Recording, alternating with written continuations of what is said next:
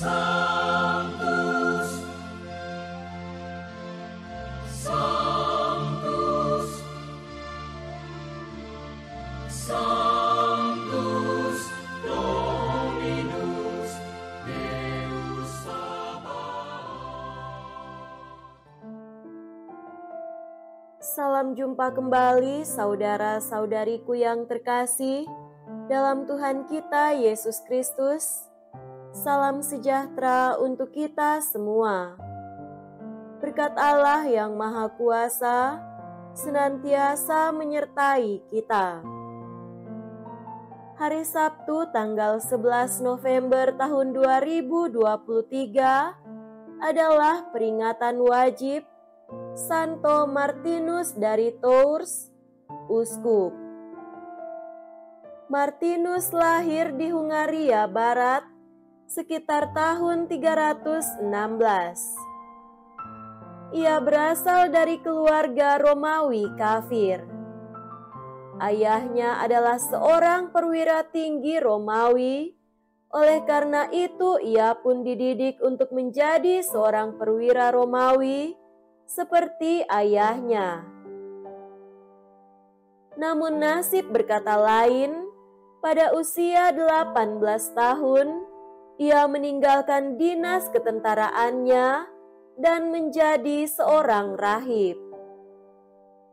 Bersama Santo Hilarius, ia mendirikan biara pertama di Prancis. Ia membimbing para rahib-rahib muda yang ingin mengikuti jejaknya. Pada usia 55 tahun, ia pun ditahbiskan menjadi seorang uskup. Pada saat itulah kesederhanaannya makin tampak. Ia tinggal di bilik sederhana dan dengan tekun terus mewartakan Injil melalui khotbah-khotbahnya ke pelosok-pelosok desa di keuskupannya.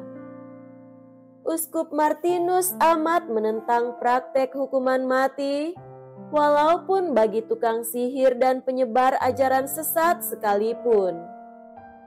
Ia amat menjunjung tinggi keadilan dan menentang sistem paksaan. Uskup Martinus meninggal dunia pada tanggal 8 November tahun 397.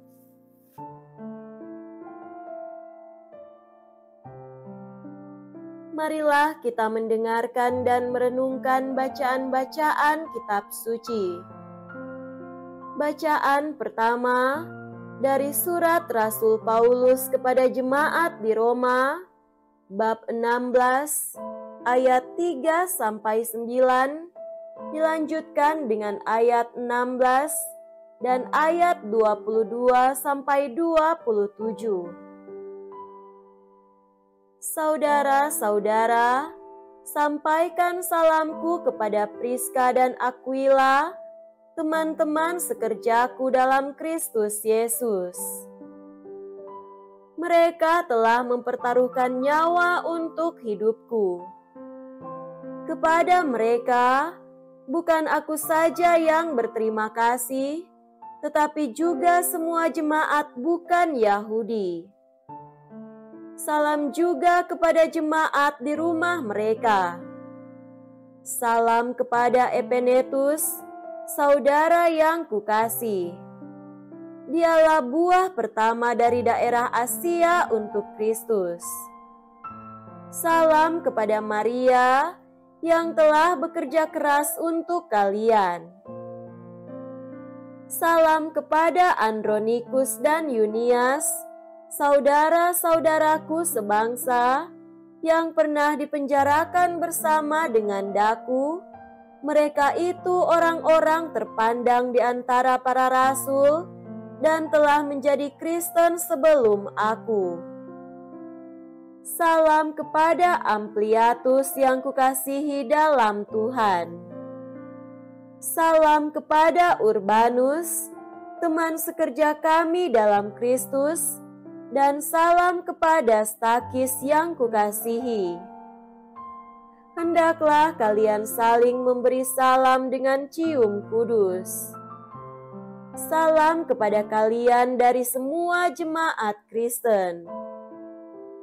Salam dalam Tuhan dari Tertius, yaitu aku yang menulis surat ini.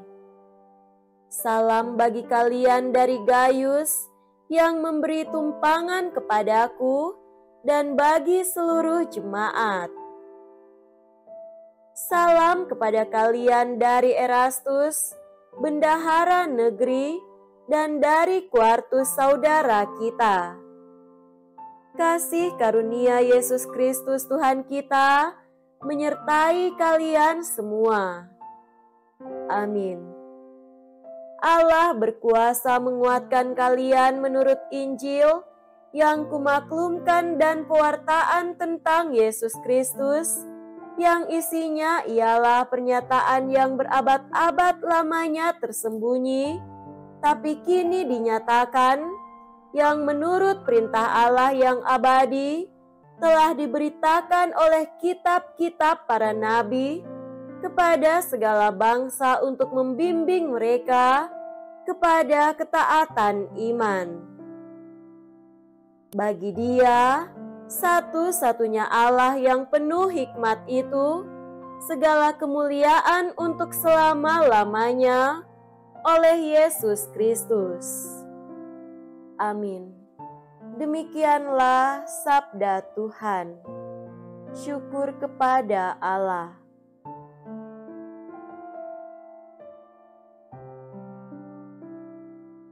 Semoga Tuhan beserta kita sekarang dan selama-lamanya. Inilah Injil suci menurut Lukas. Dimuliakanlah Tuhan. Injil Lukas bab 16 ayat 9 sampai 15. Yesus berkata kepada murid-muridnya, "Ikatlah persahabatan dengan mempergunakan mamon yang tidak jujur, supaya jika mamon itu tidak dapat menolong lagi, kalian diterima dalam kemah abadi. Barang siapa setia dalam perkara-perkara kecil, ia setia juga dalam perkara-perkara besar. Dan barang siapa tidak benar dalam perkara-perkara kecil, ia tidak benar juga dalam perkara-perkara besar. Jadi, jika kalian tidak setia mengurus mamon yang tidak jujur, siapakah yang akan mempercayakan harta sejati kepadamu? Seorang hamba tidak mungkin mengabdi dua tuan. Karena jika demikian, ia akan membenci yang seorang dan mengasihi yang lain, atau ia akan setia kepada yang seorang dan tidak mengindahkan yang lain. Kalian tidak dapat mengabdi kepada Allah dan kepada Mamon." Semuanya itu didengar oleh orang-orang Farisi, hamba-hamba uang itu, dan mereka mencemoohkan Yesus. Maka Yesus berkata kepada mereka, "Kalian membenarkan diri di hadapan orang, tetapi Allah mengetahui hatimu. Sebab apa yang dikagumi manusia, dibenci oleh Allah." Demikianlah sabda Tuhan. Terpujilah Kristus.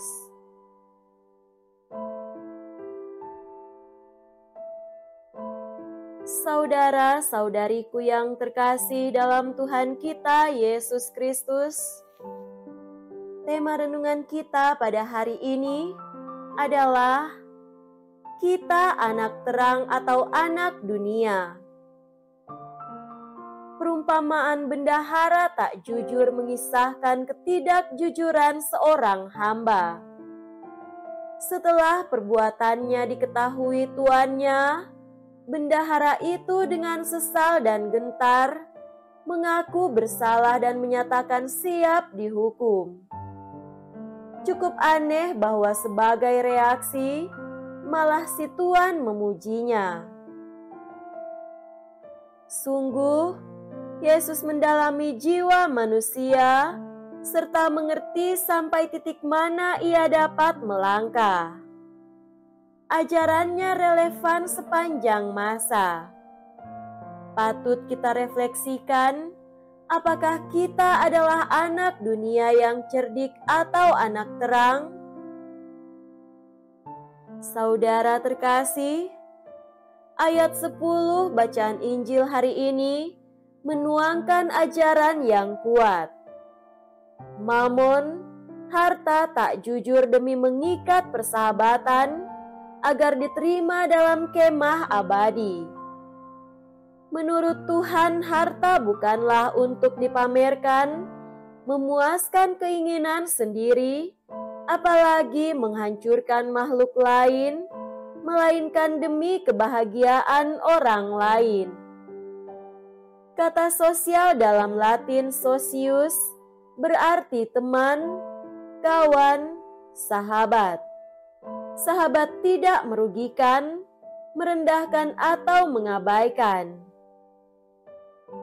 Peribahasa Inggris mengatakan, "A friend indeed is a friend isn't," yang berarti sahabat sejati ialah ia yang hadir saat kita membutuhkan. Ide diterima dalam kemah abadi adalah kekuatan. Setelah pergi dari sini, akankah kita dikenang orang dengan penuh rasa terima kasih dalam doa-doanya? Dan Mamon tidak dapat menolong lagi. Mamon berguna untuk mengikat persahabatan. Ketika tergoda menggandakan harta tanpa kerja keras untuk hasil maksimal, kekerasan menjadi jalan. Tuhan bukan lagi yang utama, sesama di luar hitungan. Karena umur Mamon terbatas, ketika ia tidak lagi membantu, semoga kita sudah mempunyai sahabat sejati, yakni Tuhan sendiri, harta utama. Saudara-saudariku yang dikasihi dalam Tuhan kita Yesus Kristus, setelah COVID-19 usai, invasi Rusia dan bangkrutnya beberapa bank besar, muncullah krisis ekonomi. Makin banyak orang mengadu nasib di negara-negara maju. Tidak sedikit tewas di Laut Mediterania atau gurun Meksiko atau dijual menjadi budak modern. Syukur Indonesia tetap aman. Pemerintah memperhatikan kesejahteraan rakyat dan orang rela membantu. Kita bekerja dan berdoa demi masa depan keluarga. Kadang demi rezeki besar yang nampak biasa namun hakiki terabaikan. Setialah dalam perkara kecil, maka juga demikian dalam perkara yang besar. Semoga demikian.